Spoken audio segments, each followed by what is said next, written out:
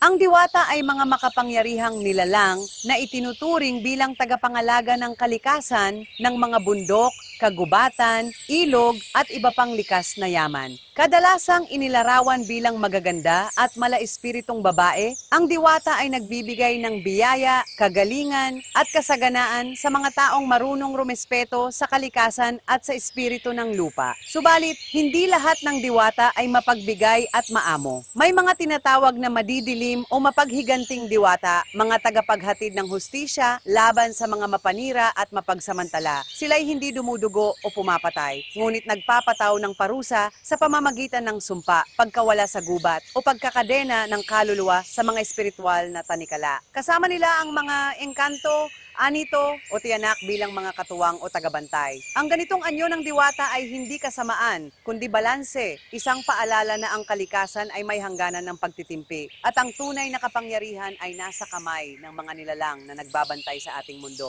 kahit hindi natin sila nakikita. Ito si Lola Minda at tandaan, ang tao may alam, ligtas at di malililang.